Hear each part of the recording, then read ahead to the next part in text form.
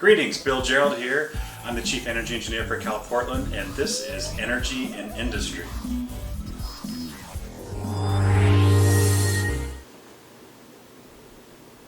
The guidelines for energy management have a 7-step process for creating your energy management program and maintaining your energy management program. It starts out at the top with make a commitment. Evaluate your performance and set goals. Create an action plan. Implement the action plan. Evaluate the progress, and then recognize achievements. Continue back and follow this process over and over, and you will have a systematic approach to maintaining your energy management program and continued success from day one. That first step of making a commitment to the energy program is really important, and a really important step would be getting the CEO of your company to make that commitment.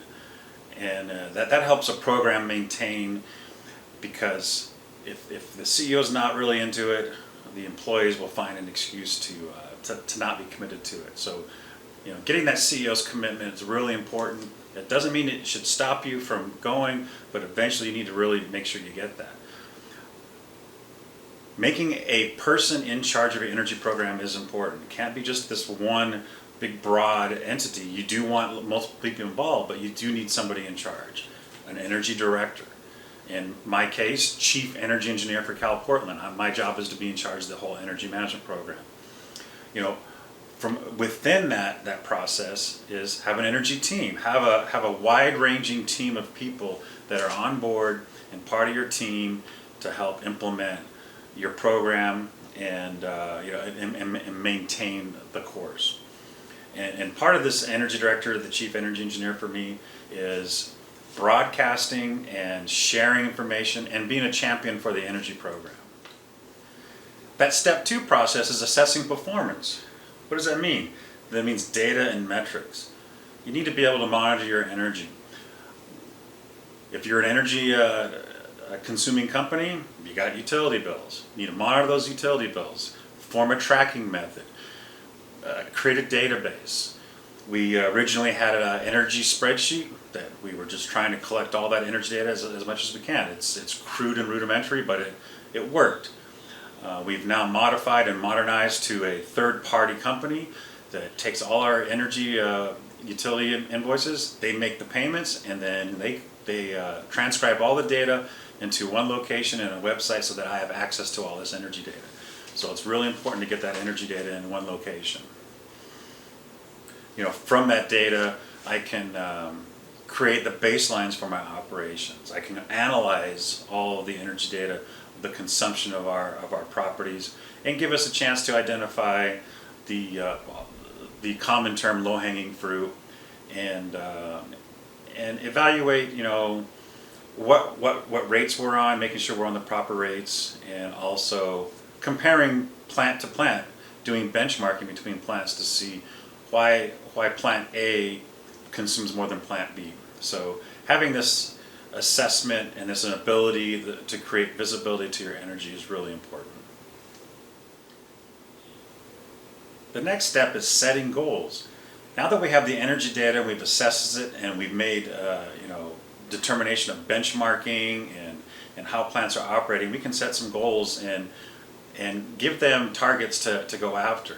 Now, some of these can be a big broad goal, like in our case, we're an Energy Star partner, and we apply for the Partner of the Year award every year, and we have a goal of reducing our energy intensity and also increasing our energy management portfolio to help create a better program year to year so that we can be evaluated at the year's end by Energy Star program with the chance of getting Energy Star Partner of the Year award.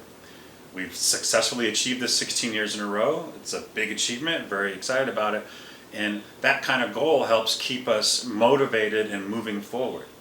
We also have goals such as when you create these benchmarks and these profiles for your operations, you can set targets, and these targets can be something to try to shoot for to minimize my energy consumption.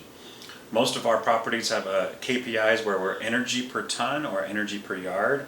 We can set these goals and and then we evaluate progress throughout the year. We have energy meetings throughout the year, and we evaluate the performance of our operations in individual sections, subsections of our operations, to see how they are performing. If they are not performing properly, determine why, and see if we can make changes.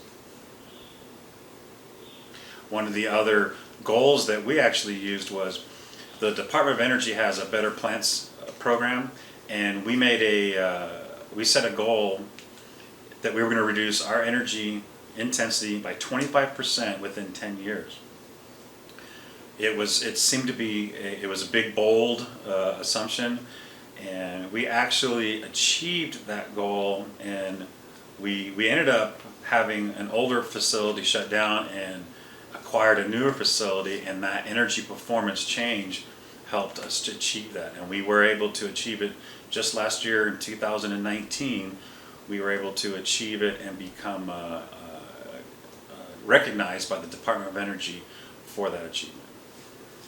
Creating an action plan is an important part of the Guidelines for Energy Management. So we have energy meetings throughout the year, typically on a quarterly basis. And at these meetings, we are looking at the targets that we have set, and we are focusing on those energy metrics, and we're having a lot of sessions, a lot of brainstorming sessions, a lot of topics of where we're at. And from these sessions, we develop projects, directions, operational directions, guidance, setting new meetings to determine how we can get to the performance goals we want to get to. These are all part of our creating the action plan, and keeping energy at the top of our thought process, so that everything we do, we want to be able to create the system where if I'm going to make a change, do a project, add equipment, I'm thinking about energy and energy management, and what is the energy aspect of this project. Implementing your action plan. So an important part of implementing an action plan is communication. So we spend a lot of time on how are we going to communicate our energy and our energy management practices. We use many methods, of course, email, of course, word of mouth, the standard posters on billboards or on hallway walls to make sure you're sharing the energy management and the Energy Star program with your employees. And we also been using Yammer recently. Yammer's a great internal social media tool to share messaging, to share what we're doing. And all of the different systematic approaches that we use the Energy Star Industrial Challenge, we use the Energy Star Energy Performance Indicator for cement plants, we use Portfolio Manager.